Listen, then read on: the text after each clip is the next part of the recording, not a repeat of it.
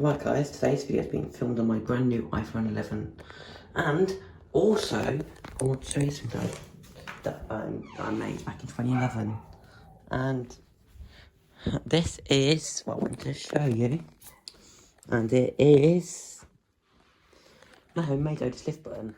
Yes, I was watching Stradman, as you can see. I'm going to turn this off to save on battery. Anyway,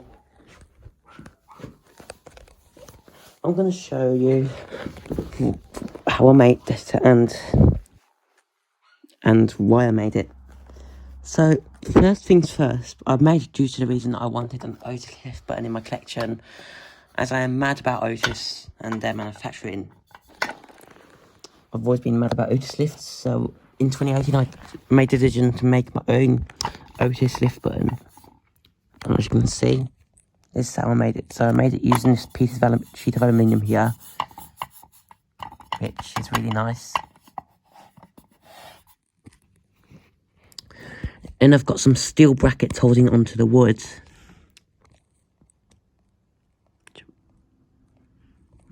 See some steel brackets with some copper rivets there. And I'll hold the brackets onto the actual panel is using some aluminium rivets.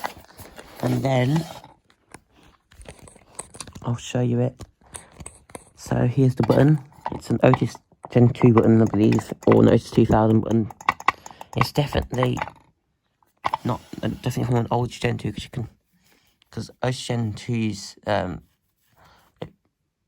it's probably an older Otis button, but anyway, there's the button.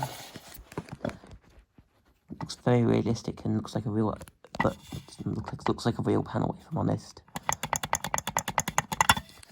Now, I didn't get the shape quite right. I didn't do like that bulging up shape that you'd get on Otis panels, but I did put a 5-series switch in. Now, this is actually a key switch from an old filing cabinet, but I decided to, hey, why not use this in my design? Use as a lift key switch. That's what I did. And it's put in there by hot glue, as you can see. But the hot glue hasn't really helped it. Anyway, put it back in. So yeah, that's the key switch itself. Now I'm going to show you the back. No, but I mean the side. Here's the side of it. And there's the back. You can see the back of the rivets there.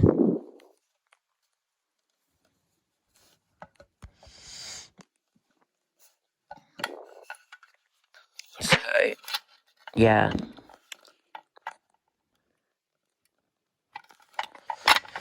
And if I want to put this on my wall, I can, because it's got screw holes there. So if I want to put this on my new bedroom wall at some point, which I might actually do, is you can, because I've put screw holes in it so you can put it onto a wall. Yeah. Anyway, I'm really happy with the way this turned out. So now I'm going to show you the way it presses. So when you press it, the key switch, you can't operate because I haven't got the key for it, unfortunately. Yeah, this is really cool. So that's just a quick update video on my homemade Otis lift COP. Thanks for watching and see ya.